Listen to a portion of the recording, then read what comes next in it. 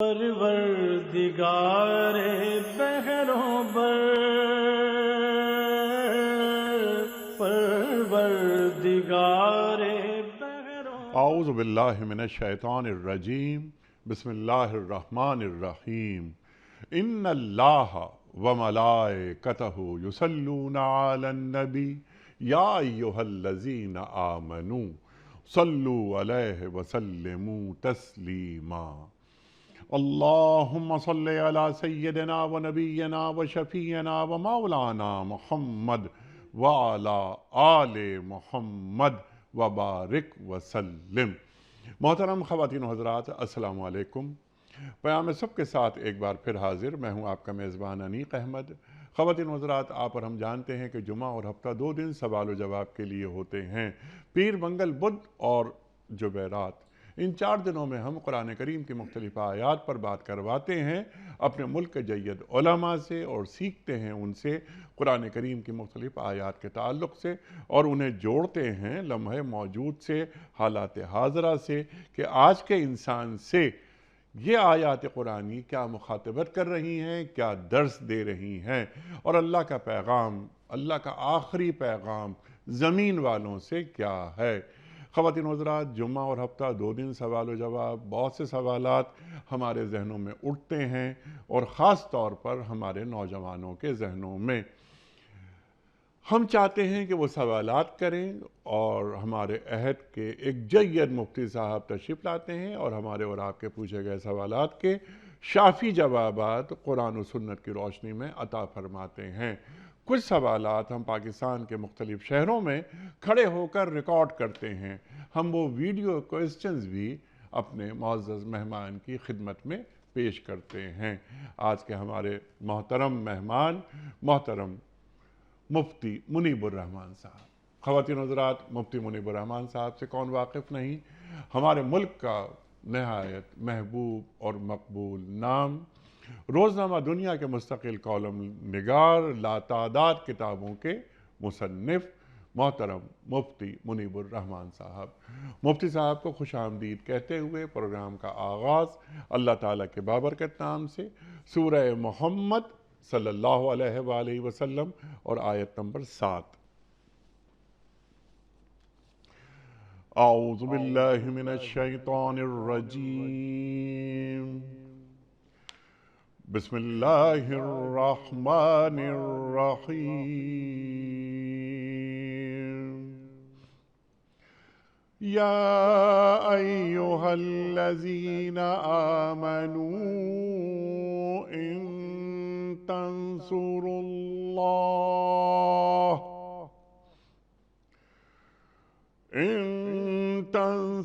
اللہ ینصرکم ویثبت اقدامکم۔ ان تنصروا اللہ ینصرکم ویثبت اقدامکم۔ ان تنصروا اللہ ینصرکم ویثبت اقدامکم۔ صدق اللہ العظیم۔ اے لوگو جو ایمان لائے ہو، اگر تم اللہ کی مدد کرو گے تو وہ تمہاری مدد کرے گا، اور تمہارے قدم مضبوط جما دے گا۔ محترم مفتی منیب الرحمان صاحب کی خدمت میں آج کے سوالات کے سلسلے میں پہلا سوال مفتی صاحب طاہر محمود صاحب ملتان سے۔ سوال ان کا یہ ہے کہ تجدید ایمان اور تجدید نکاح سے کیا مراد ہے، اس کی ضرورت کب پیش آتی ہے، نکاح کے موقع پر کیا تجدید ایمان ضروری ہے؟ بسم اللہ الرحمن الرحیم۔ الحمدللہ نحمدہ ونصلی ونسلم علی رسولہ الکریم سیدنا و مولانا محمد وعلى آلہ وصحبہ اجمعین۔ انیقم صاحب، تجدید کے معنی ہیں کسی بات کو، کسی کام کو نئے سرے سے کرنا۔ جی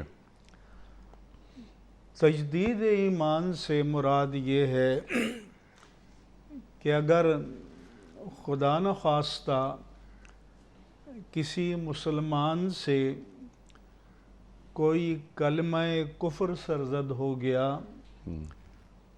جس کی بنا پر وہ دائرہ اسلام سے خارج ہو گیا، مثلا اسلام کے بنیادی عقائد اور ایمانیات اور ارکان میں سے کسی چیز کا انکار کیا، جی اللہ کی وحدانیت کا انکار کیا، یا اس کے رسولوں کی رسالت کا انکار کیا، یا ملائک کے وجود کا انکار کیا، یا بعث بعد الموت یعنی مرنے کے بعد جو دوبارہ جی اٹھنا ہے، یعنی قیامت کا انکار کیا، تقدیر کا انکار کیا، اس کی نازل کی ہوئی کتاب کا انکار کیا، یا جیسے نماز کی فرضیت ہے، روزے کی فرضیت ہے، زکوٰۃ کی فرضیت ہے، ان میں سے کسی کا انکار کیا، یا جن چیزوں کو اللہ تبارک و تعالی نے حرام قطعی قرار دیا ہے، جیسے قتل ناحق ہے، خنزیر ہے اور خمر ہے، ان کی حرمت کا انکار کیا، یا اس نے کوئی ایسا کلمہ کہا جس سے اللہ تعالیٰ کی ذات کی اہانت ہو رہی ہو، جی یا اللہ کے رسول کی اہانت ہو رہی ہو، یا مسلمہ معتقدات میں سے کسی کا انکار کیا جا رہا ہو، تو اس سے آدمی دائرہ اسلام سے خارج ہو جاتا ہے۔ لہذا جیسے ہی احساس ہو یا کوئی اسے احساس دلائے تو فوراً توبہ کر کے اور دوبارہ کلمہ طیبہ اور کلمہ شہادت پڑھ کر اپنے ایمان کی تجدید کر لینی چاہیے، اور اسلام کے تمام بنیادی عقائد اور ارکان اور اللہ تبارک و تعالیٰ کے جو فرائض قطعی ہیں یا محرمات قطعیہ ہیں، جی ان کا دوبارہ اقرار و اعتراف کرے، ٹھیک، تو اس سے تجدید ایمان ہو جاتی ہے۔ بالکل ٹھیک۔ یہ تجدید نکاح بھی لکھا ہے انہوں نے۔ تجدید نکاح یہ ہے کہ جب کوئی شادی شدہ ہے، اور جیسا کہ ابھی میں نے عرض کیا کہ کوئی کلمہ کفر کہا تو وہ اسلام سے خارج ہو گیا، جب اسلام سے خارج ہو گیا تو اس کا نکاح بھی باقی نہ رہا، اس لیے وہ تجدید ایمان کرے اور دوبارہ ایجاب و قبول کر لیں دو گواہوں کے سامنے، تو تجدید نکاح ہو جاتا ہے۔ یہ بھی شریعت کا حکم ہے کہ میاں بیوی دونوں مسلمان ہیں، اور اگر کسی ایک سے کلمہ کفر سرزد ہوا تو نکاح ختم ہو جاتا ہے۔ اگر وہ توبہ کر کے تجدید ایمان کر لے اچھا، تو ٹھیک ہے، نہیں ہو تو پھر نکاح ختم ہو جائے گا اور باقی نہیں رہے گا، تو ان صورتوں میں پھر تجدید نکاح کی ضرورت ہوتی ہے۔ ٹھیک۔ علی حیدر صاحب ہیں حیدرآباد سے، سوال ان کا یہ ہے کہ قرآن میں حضرت نوح علیہ السلام کے بیٹے کنعان کا ذکر ہے، کیا یہ ان کا حقیقی بیٹا تھا؟ قرآن مجید میں اللہ تبارک و تعالیٰ نے بیان فرمایا ہے کہ حضرت نوح علیہ السلام کی قوم جب سرکشی میں انتہا کو پہنچ گئی اور 950 سالہ تبلیغ کا بھی ان پر اثر نہ ہوا، بلکہ ایک مرحلے پر آ کر نوح علیہ السلام نے یہ دعا مانگی، وَقَالَ نُوحُ رَبِّ لَا تَذَرْ عَلَى الْأَرْضِ مِنَ الْكَافِرِينَ دَيَّارًا، کہ نوح علیہ السلام نے عرض کی کہ اے میرے رب، تو زمین پر کافروں میں سے بھی ایک بسنے والا نہ چھوڑ، اِنَّكَ إِن تَذَرْهُمْ يُضِلُّوا عِبَادَكَ، اگر تو انہیں چھوڑے گا تو یہ تیرے بندوں کو گمراہ کریں گے، وَلَا يَلِدُوا إِلَّا فَاجِرًا كَفَّارًا، اور ان کی آئندہ آنے والی نسلیں بھی کفر پر رہیں گی۔ چنانچہ اللہ تعالیٰ نے حضرت نوح علیہ السلام کو حکم فرمایا کہ فَاصْنَعِ الْفُلْكَ بِأَعْيُنِنَا، کہ نوح ہماری نگرانی میں کشتی بناؤ۔ جب آپ کشتی بنانے لگے تو جو ان کے سرکش لوگ تھے گزرتے تو ان کا مذاق اڑاتے، جیسے لوگ کہتے ہیں یہ بڑے میاں کو کیا ہو گیا ہے کہ یہ خشکی میں کشتی بنا رہے ہیں، معاذ اللہ۔ تو پھر جب وقت مقررہ آ گیا،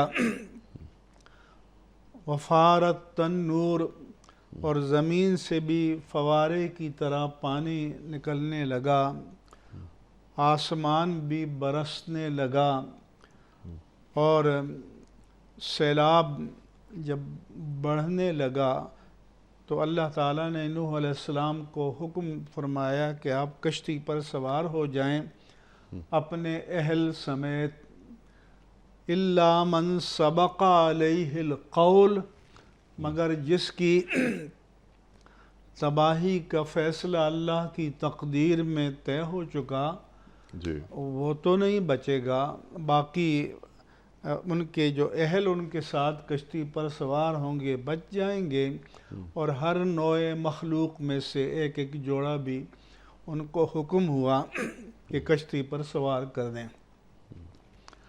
اب جب طوفان بڑھنے لگا تو آپ نے اپنے بیٹے کنعان سے کہا کہ کشتی پر آ جاؤ، تو اس نے کہا کہ میں پہاڑ پر چڑھ جاؤں گا، سآوی الی جبل یعصمنی من الماء، میں پہاڑ کی پناہ لوں گا اور مجھے پانی سے بچا لے گا۔ جب نوح علیہ السلام کو لگا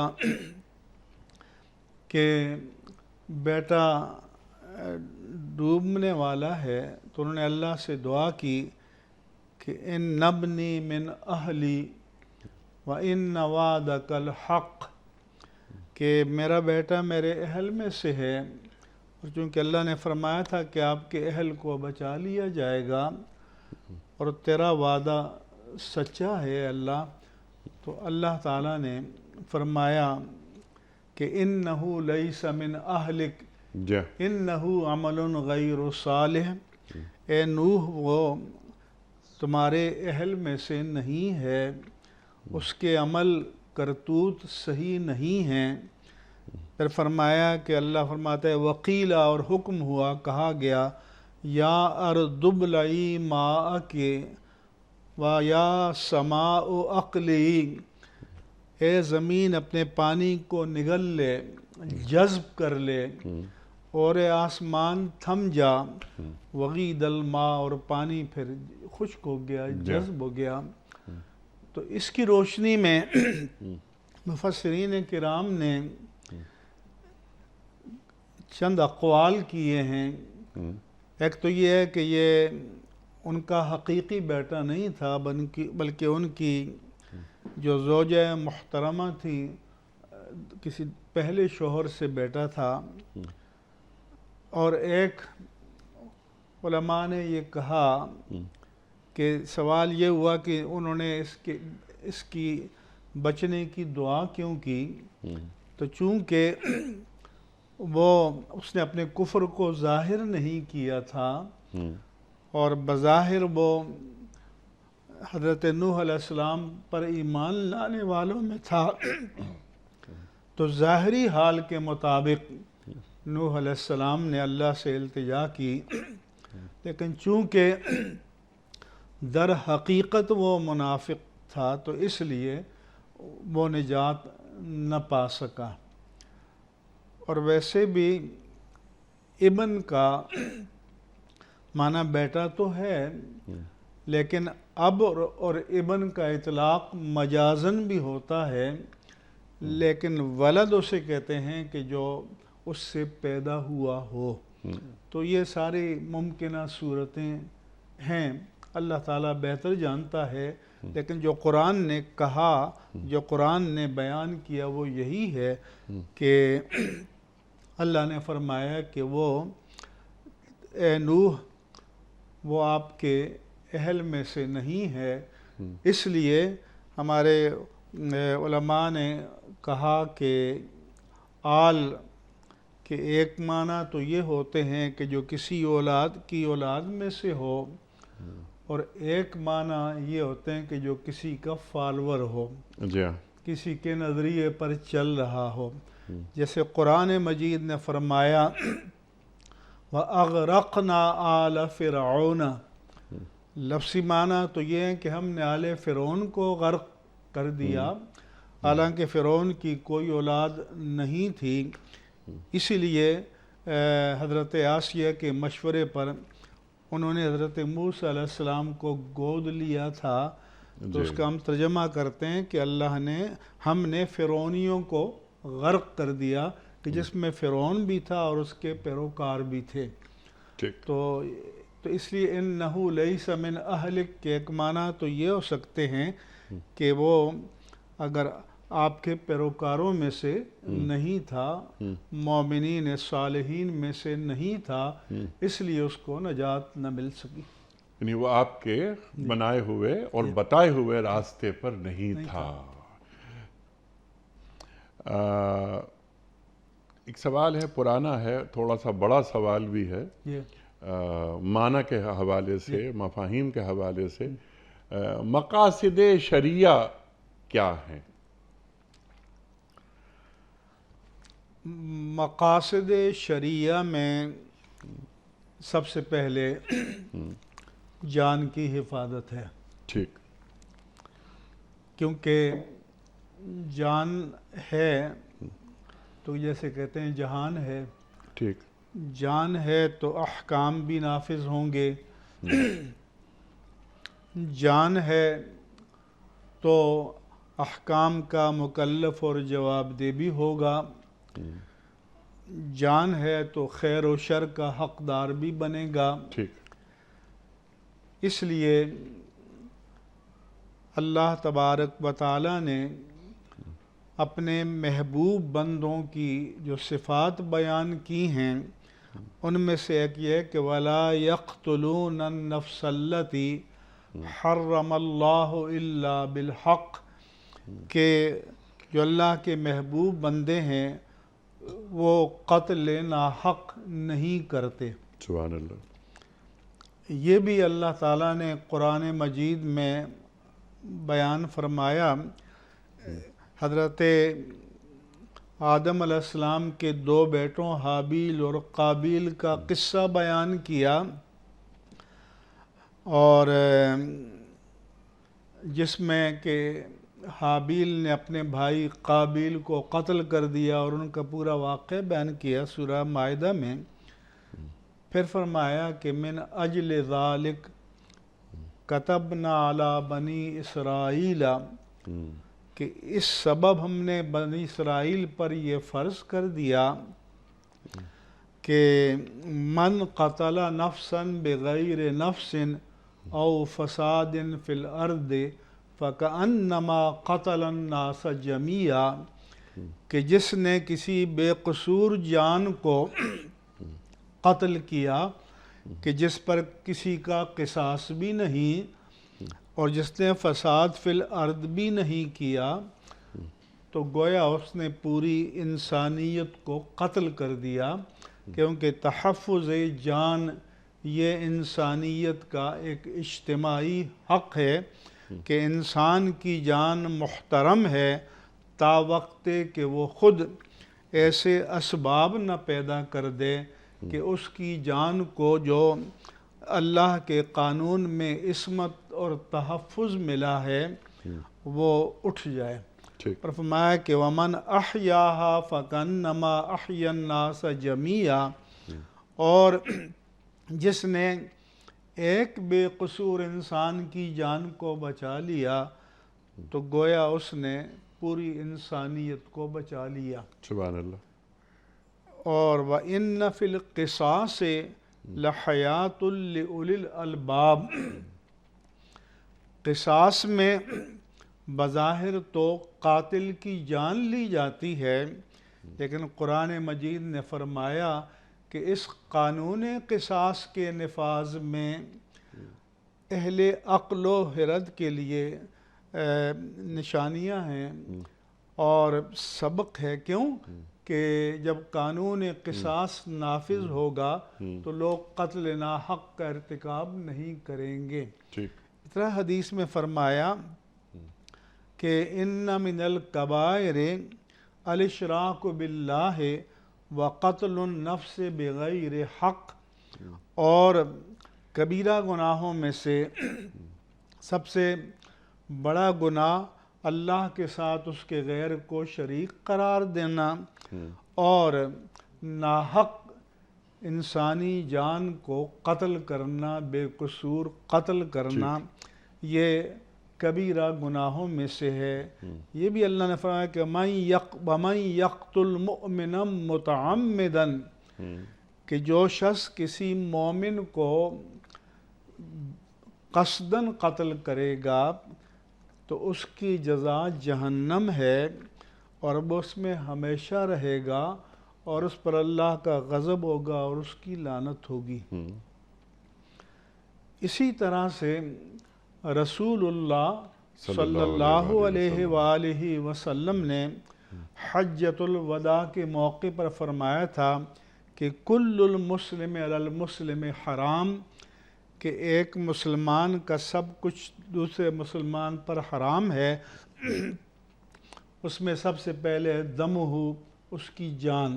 ٹھیک، تو پہلی چیز جو ہے حفاظت نفس ہے، جان کی حفاظت ہے، اس کے بعد عقل کی حفاظت ہے، کیونکہ اگر عقل سالم ہے، محفوظ ہے، سلیم ہے تو انسان اللہ کے احکام کا مکلف بھی ہوتا ہے، ایک اکاؤنٹیبل اور ذمہ دار شہری بھی ہوتا ہے۔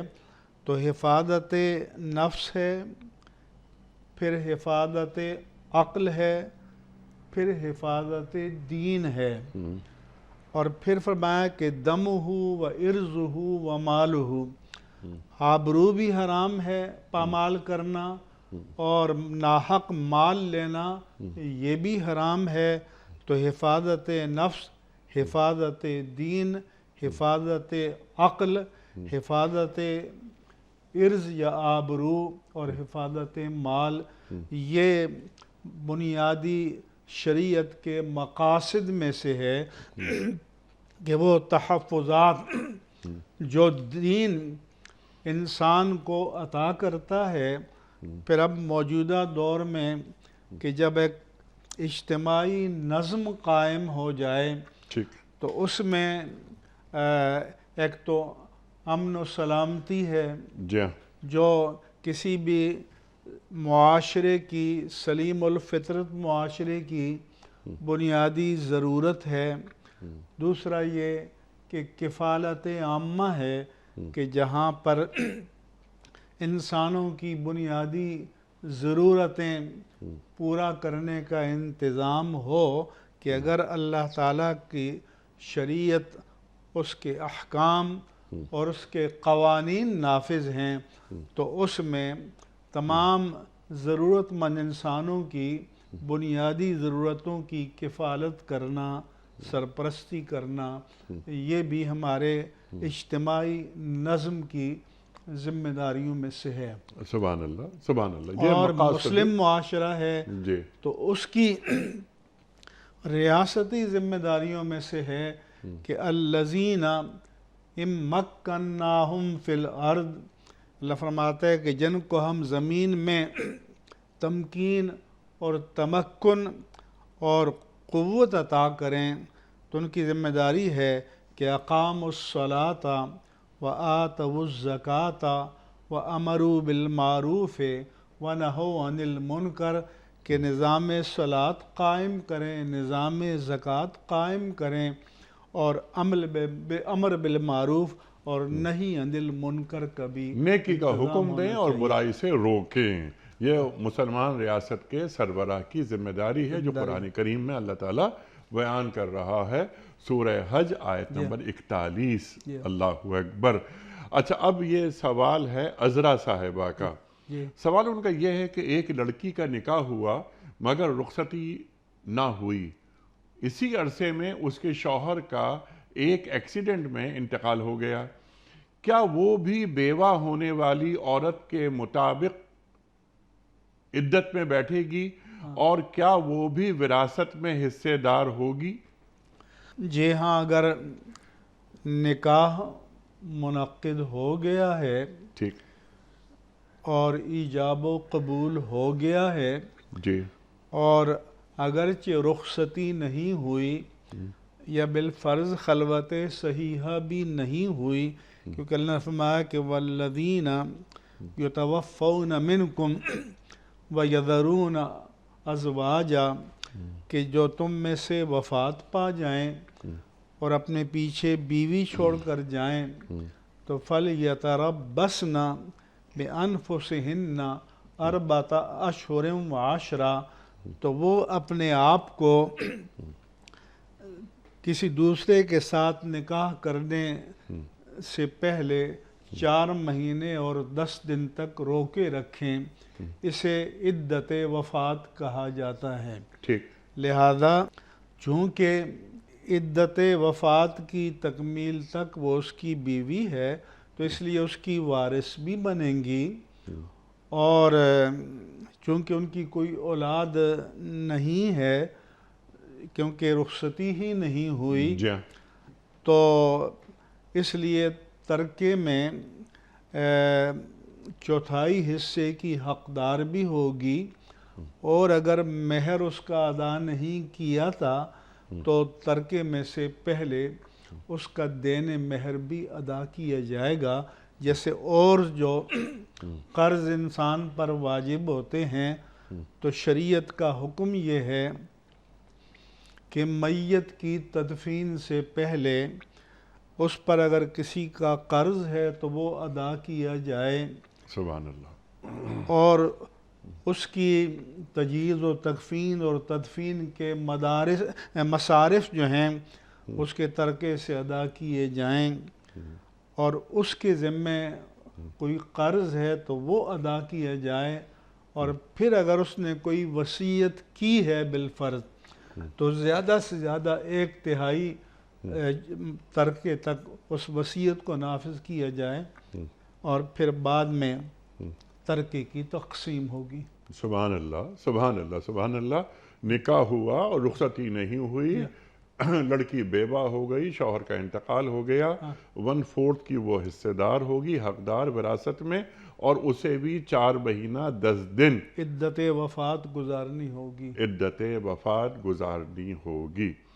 نرگس عرفان صاحبہ، سوال ان کا یہ ہے کہ مفتی صاحب، انڈیا میں خواتین نکاح خوان آ گئی ہیں جو نکاح پڑھاتی ہیں۔ میرا سوال یہ ہے کہ کیا کوئی خاتون نکاح پڑھا سکتی ہے؟ شریعت اس بارے میں کیا فرماتی ہے؟ انیق احمد صاحب، نکاح تو دو گواہوں کے سامنے ایجاب و قبول کا نام ہے۔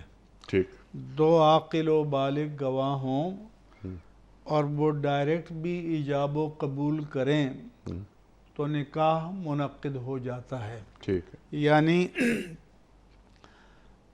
نکاح کا رکن دو چیزیں ہیں، ایجاب اور قبول۔ ٹھیک، ایجاب کو پروپوزل کہتے ہیں، قبول کو ایکسیپٹنس کہتے ہیں۔ کہ مثلا لڑکا یہ کہے کہ میں نے آپ سے فرض کریں 50,000 مہر کے عوض نکاح کیا، اور لڑکی کہے مجھے قبول ہے، اور دو گواہ موجود ہیں تو نکاح ہو گیا۔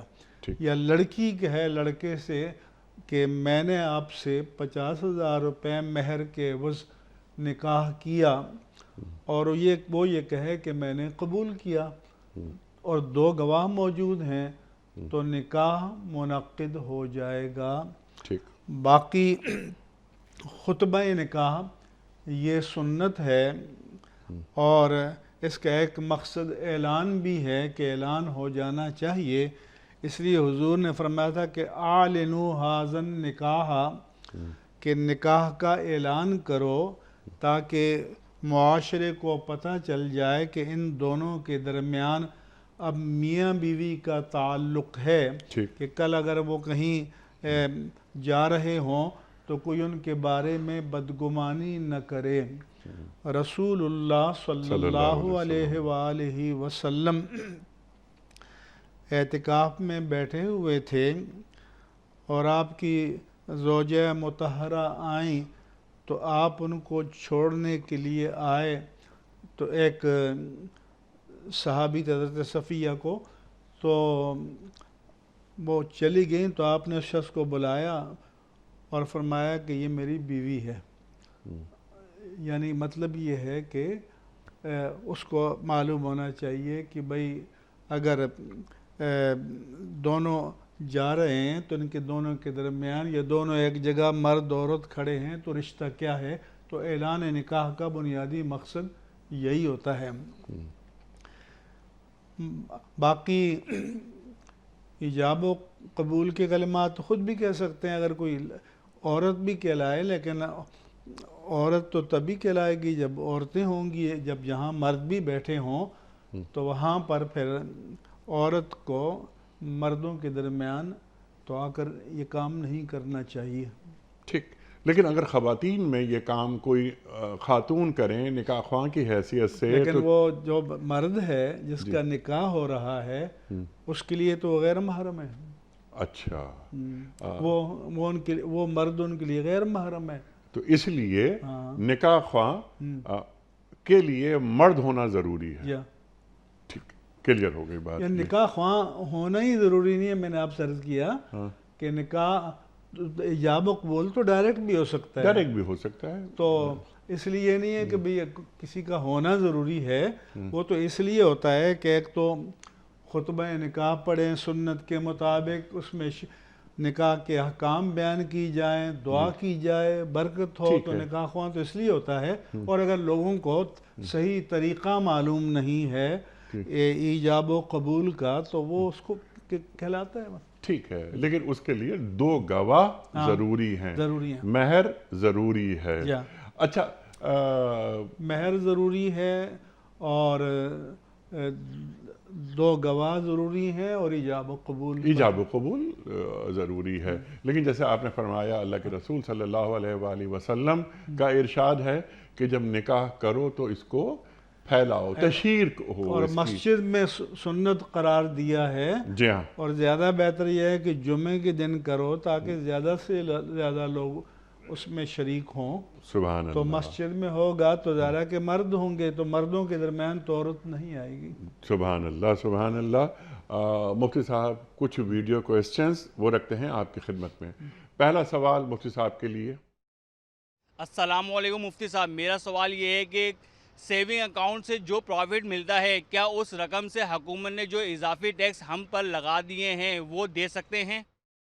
جناب والا ارشاد. اب دیکھیے کیسے کیسے سوال آنے لگے ہیں. جی ہاں. یعنی وہ سود کے پیسے سے ٹیکس اور بقول ان کے اضافی ٹیکس جو حکومت نے لگا دیے ہیں، تو حکومت کو یہ بھی چاہیے کہ وہ عوام کا خیال رکھے اور عوام کو بلانا نہ پڑے. یہ تو آپ کے ارشاد بجا ہے کہ حکومتی نظم جو ہے جی وہ بھی وسائل کے بغیر نہیں چلتا. مثلا ہمارے تحفظ کے لیے سیکیورٹی کا نظام ہے، ادارے ہیں، ملک کے دفاع کے لیے ادارے ہیں، انتظامی مشینری ہے، تو ریاست کو وسائل تو چاہیے. اس لیے ہمارے فقہائے کرام نے فرمایا کہ ان فی المال حقا سوی الزکوٰۃ، کہ مال میں زکوٰۃ کے علاوہ بھی حق ہے. لیکن یہ جو حق ہے یہ ظالمانہ نہیں ہونا چاہیے، یہ منصفانہ ہونا چاہیے، سبحان اللہ. اور اس کی شرح اور اس کا تناسب ایسا ہونا چاہیے کہ جو لوگوں کے لیے ادا کرنا آسان ہو، اور اس کے بدلے میں پھر لوگوں کو وہ ریاستی اور شہری سہولتیں اور تحفظات بھی ملنے چاہیے. ٹھیک. اب انہوں نے جو سوال کیا کہ سود لیا وہ ٹیکس میں دے دیں، تو سود کا حکم یہ ہے کوئی بھی ناجائز آمدنی ہو، لوٹ مار کی ہو، رشوت کی ہو، سود کی ہو، وہ آپ کی ملک نہیں ہے. اسے آپ پر لازم ہے کہ اپنی ملک سے نکالیں، اور اگر معلوم ہے کہ یہ فلاں کا حق ہے تو اس کو جا کر دے دیں، لوٹا دیں. اگر وہ نہیں ہے تو اس کے وارثوں کو لوٹا دیں، نہ ہو تو پھر اسے صدقہ کر دیں. تو باقی جو ٹیکس منصفانہ جائز ہے وہ شہریوں کو دینا ہوتا ہے، دینا چاہیے. لیکن سود کی رقم سے ٹیکس ادا نہیں کیا جا سکتا. سود اس جو دیتے ہیں اس پر لکھا تو نہیں ہوتا سود ہے. مطلب ہے کہ نہیں، دین تو یہ کہتا ہے جو کمائی ناجائز ہے اس پر بندے کی ملک نہیں ہے، اس پر بندے کی ملک نہیں ہے، تو وہ کسی بھی کام کے لیے سود کی رقم استعمال نہیں کی جا سکتی. لیکن مفتی صاحب اگر بینک سے یہ سود کی رقم لے کر بغیر ثواب کی نیت سے کسی غریب کی مدد کر دی جائے تو دینا چاہیے. اگر اس کا اصل مالک معلوم نہیں ہے تو پھر بغیر نیت ثواب کے دے دیں. ٹھیک ہے. نہیں، اگر اس سود کا مالک فرض کیجئے کہ وہ میں ہی ہوں، میں نے اپنے کوئی 10,000 روپے سود کی رقم.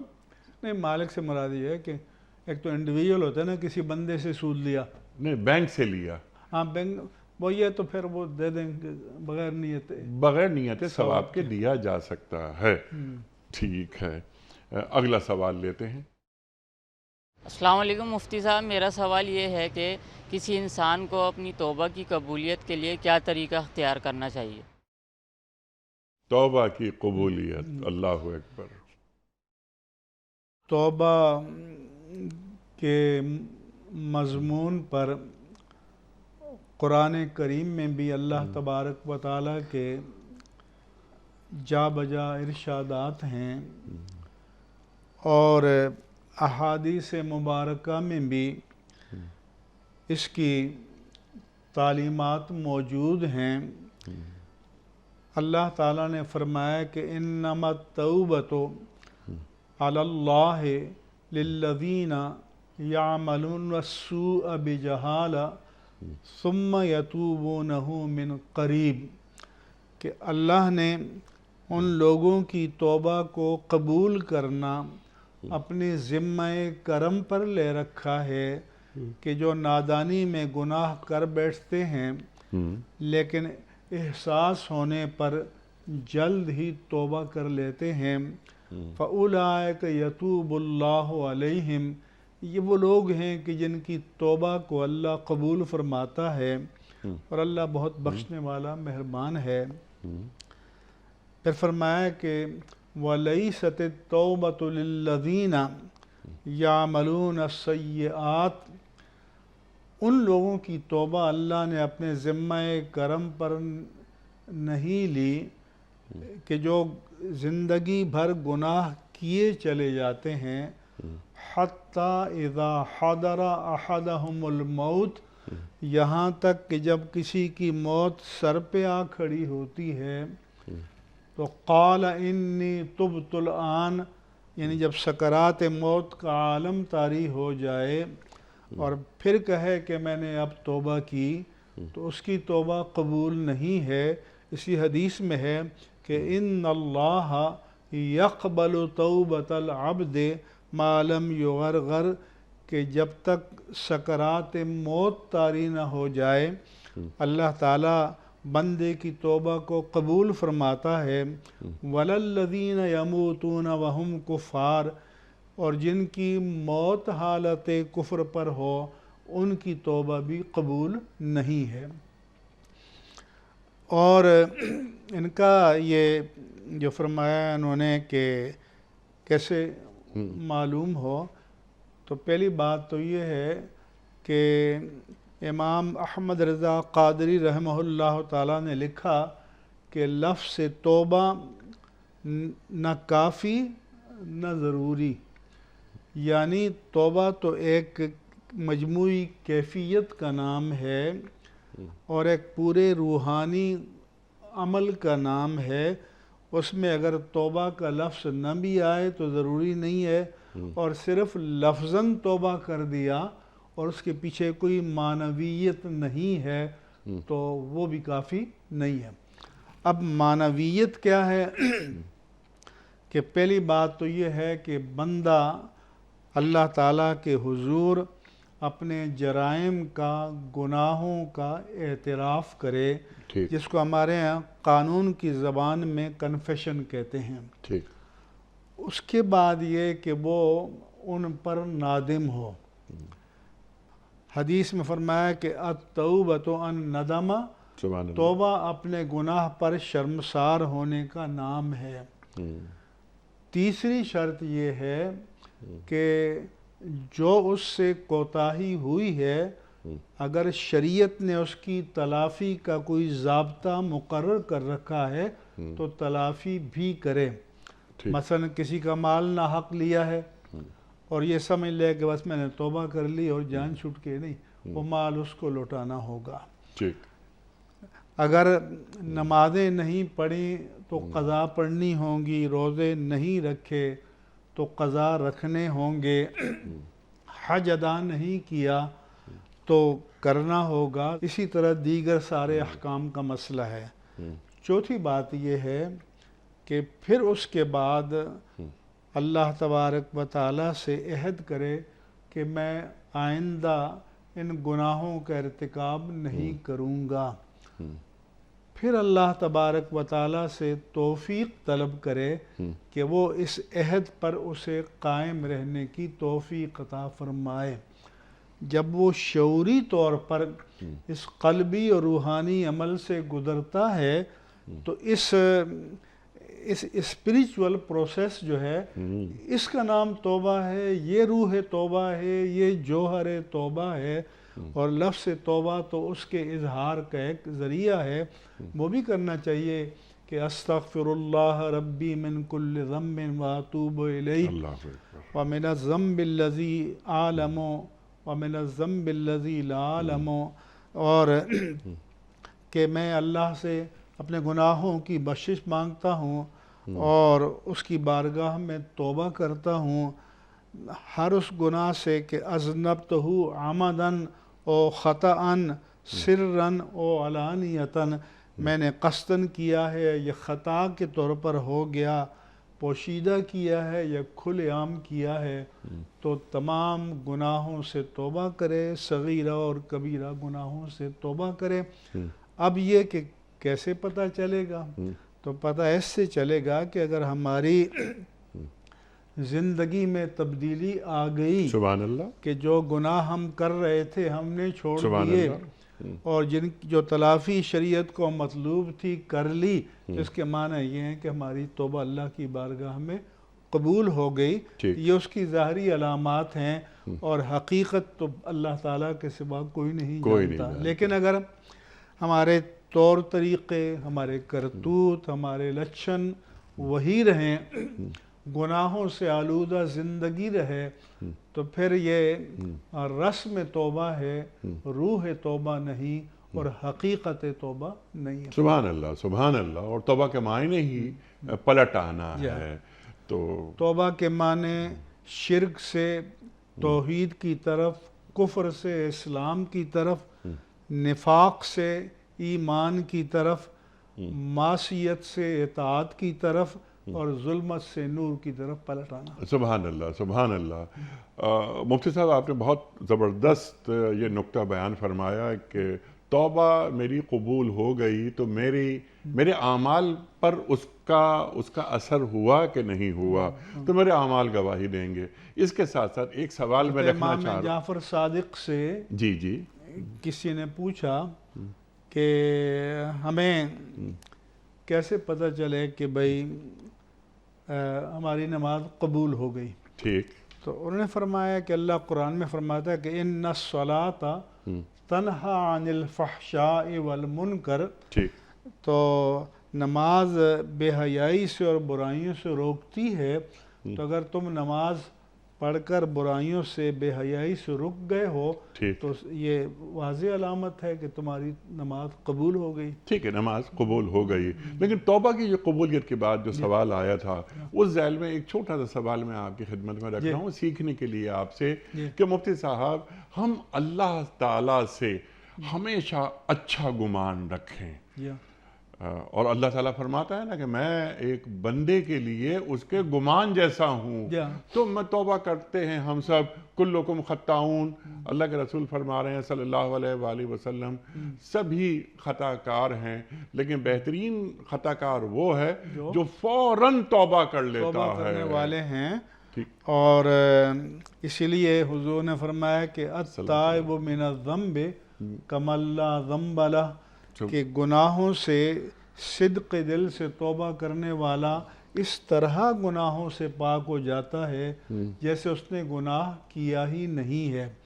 بلکہ قرآن مجید میں سورہ الفرقان میں اللہ تعالیٰ نے شرک کا ذکر فرمایا، قتل ناحق کا فرمایا، بدکاری کا فرمایا، اور ان تمام کبیرہ گناہوں کا ذکر کرنے کے بعد فرمایا کہ مگر جو توبہ کر لے تو فَأُولَئِكَ يُبَدِّلُ اللَّهُ سَيِّئَاتِهِمْ حَسَنَاتٍ.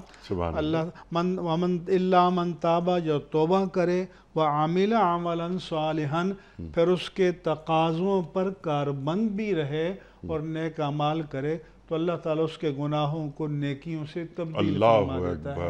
اللہ اکبر. کیونکہ اللہ رحیم ہے، اللہ کریم ہے، اللہ رحمان ہے. اور کتب علی نفسہ الرحمہ، اللہ تعالیٰ نے اپنے اوپر رحمت کو واجب کر لیا ہے، اپنے ذمہ کرم پر لے لیا، اپنے ذمہ کرم پر لے لیا ہے. اللہ اکبر. رحمت کا ایک حصہ پوری کائنات میں تقسیم کر دیا اللہ نے، اور 99 حصے روز قیامت کے لیے اللہ پاک نے کریں گے اور وہ فرمائے گا انشاءاللہ تعالی. سبحان اللہ، سبحان اللہ. مفتی صاحب آپ کا بڑا ممنون، بہت شکر گزار. آپ تشریف لائے اور ہمیشہ کی طرح آج بھی ہم نے آپ سے بہت سیکھا. ہمارے علماء کو اللہ سلامت رکھے. خواتین و حضرات، بقیہ مکمل ہوا ہمارے آج کے پروگرام کا. پیام صبح کا اختتام ہوتا ہے روزانہ ایک قول پر، اور وہ قول ہوتا ہے صاحب نہج البلاغہ امیر المومنین حضرت علی مرتضیٰ کرم اللہ وجہہ کا. آپ فرماتے ہیں یقین کی نیند شک کی نماز سے بہتر ہے.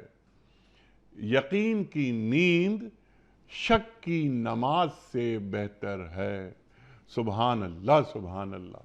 اپنے میزبان انیق احمد کو کل تک کے لیے اجازت دیجیے. خدا حافظ. پروردگار بہروں بر